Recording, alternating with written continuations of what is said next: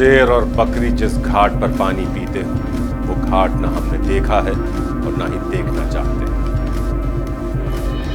हमारी जेल से संगीन कैदी भी रिहा होता है तो यही दुआ करता है कि अगर दोबारा जेल जाए तो रघुवीर सिंह की जेल में ना जाए। इस इलाके में नए आए हो साहब, वरना शेर खान को कौन नहीं जानता। यही वो फिल्म थी जिससे सदी के महानायक अमिताभ बच्चन की फिल्मी गाड़ी चल पड़ी। बताया जाता है कि वो अपना बैग पैक करके वापस इलाहाबाद की गाड़ी पकड़ने जा रहे थे कि तभी प्राण साहब ने रोका और फिल्म जंजीर में इंस्पेक्टर विजय का रोल मिलवाया। ये फिल्म बच्चन साहब की जिंदगी का माइलस्टोन साबित हुई और फिर कभी उन्होंने पीछे मुड़कर नहीं देखा, नहीं कभी प्राण साहब के एहसान को। फिल्म में लाल बाल, लाल दाढ़ी मूंछ और लाल पठानी सूट में प्राण साहब का पठान का किरदार वो अपनी जुबान से कम आंखों से ज्यादा बोलते थे। बड़े से बड़ा एक्टर उनकी आंखें देखकर ही सहम जाता है। तो ऐसे थे हमारी बॉलीवुड इंडस्ट्री के सबसे पहले खलनायक प्राण साहब। नमस्कार, आप देख रहे हैं बॉलीवुड लेजेंड्स सितारों का सफरनामा और आपके साथ मैं हूं संजीव चौहान। तो बॉलीवुड में काम करने वाले हीरो हीरोइनों की बात तो हम खूब कर चुके हैं। आज हम बात करने वाले हैं खलनायकों के खलनायक प्राण साहब। 50 से 70 के दशक के बीच खौफ का दूसरा नाम होता था प्राण।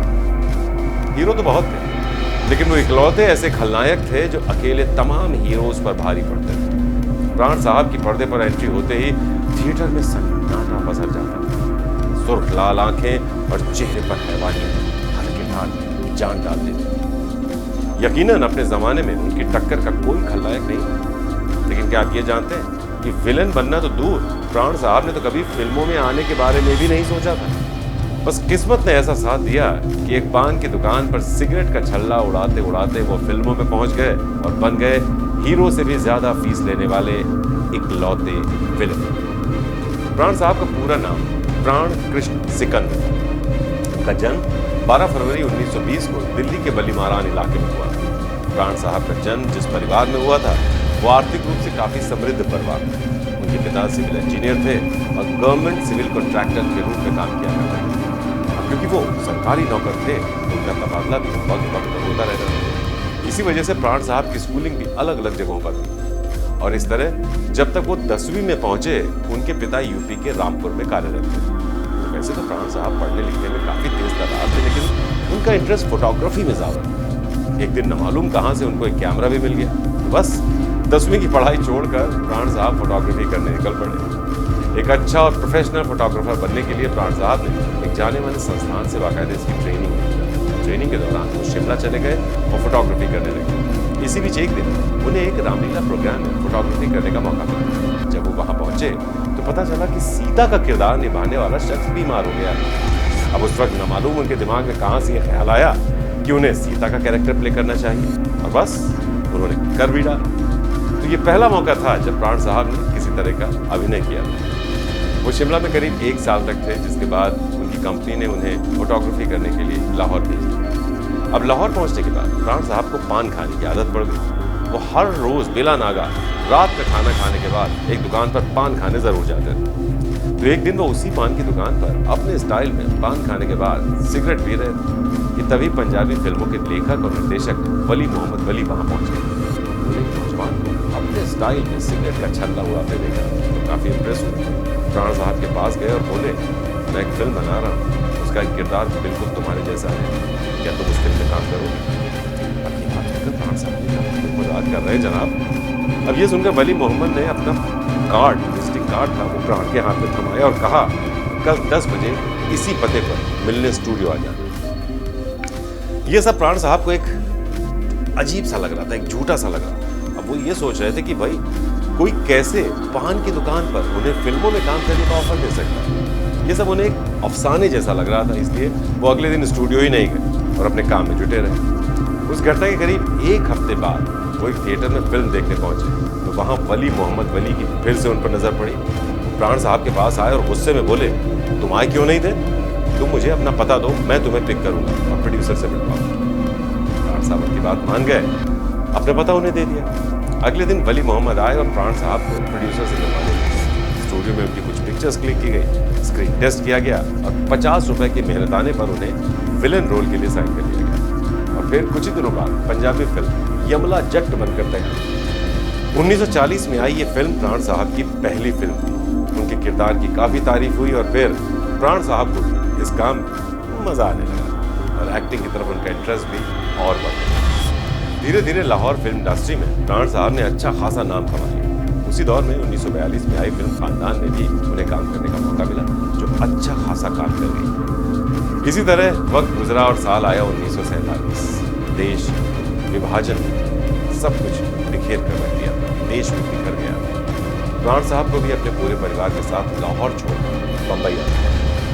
लेकिन बंटवारे की आंच ठंडी होने में काफी वक्त लग गया। इस वजह से प्राण साहब को लंबे वक्त तक कोई काम नहीं मिल पाया। परिवार के भरण पोषण तक के लिए उन्हें टेंशन हो रही। तभी एक दिन उनकी मुलाकात सादत हसन भट्टो से हुई, जिनकी मदद से उन्हें बॉम्बे टॉकीज की फिल्म जिद्दी में काम करने का मौका मिला। तो याद होगा मशहूर फिल्म थी जिद्दी, जिसे बॉम्बे टॉकीज ने बनाया। अब प्राण साहब की फिल्मी गाड़ी चल पड़ी थी और एक के बाद एक कई बड़ी फिल्मों में उन्हें विलन का रोल मिलता जा रहा था। उस वक्त के दिग्गज अभिनेता देवानंद, दिलीप कुमार और राज कपूर के सामने वो विलन के किरदार में चुनौतियां खड़ी करने लगे। आगे चलकर प्राण साहब ने कुछ ऐसी फिल्में भी की जिनसे उनकी किस्मत ही बदल गई। 1956 में आई फिल्म हलाकू में सुल्तान हलाकू का किरदार हो या फिर जिस देश में गंगा बहती है में निभाया राका डाकू का किरदार, उनका हर किरदार अमर है। उसके बाद और भी कई फिल्में मिली जिन्होंने प्राण साहब के फिल्मी करियर में प्राण डाल दिए, जैसे पत्थर के सनम, तुम सा नहीं देखा, बड़ी बहन, मुनीम जी, गंवार, गोपी, हमजोली, 10 नंबरी, अमर अकबर एंथनी, दोस्ताना और डॉन जैसी शानदार फिल्में शामिल थी। प्राण साहब 50 और 60 के दशक तक विलन के किरदार में ही नजर आए, लेकिन 1967 में आई फिल्म उपकार में उनके मलंग चाचा के किरदार में छवि बदल। प्राण साहब के ऊपर फिल्माया गया गाना कस्मे वादे प्यार वफा, वादे हैं वादों का क्या, आसमान में उड़ने वाले मिट्टी में मिल जाएगा। ये गाना इतना चर्चित हुआ क्या है।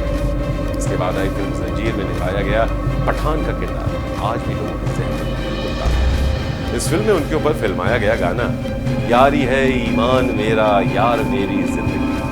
लेकिन मानिए प्राण साहब को डांस बिल्कुल भी नहीं आता था, लेकिन किरदार की मांग थी तो उन्होंने भी कोई कमी नहीं छोड़ी। नतीजा ये हुआ कि ये गाना और प्राण साहब का डांस हर म्यूजिक पार्टी में फॉलो किया जाने लगा। उन्होंने अपने 5 दशकों से लंबे फिल्मी करियर में करीब 400 फिल्मों में काम किया और अपने हर किरदार से दर्शकों का मनोरंजन किया।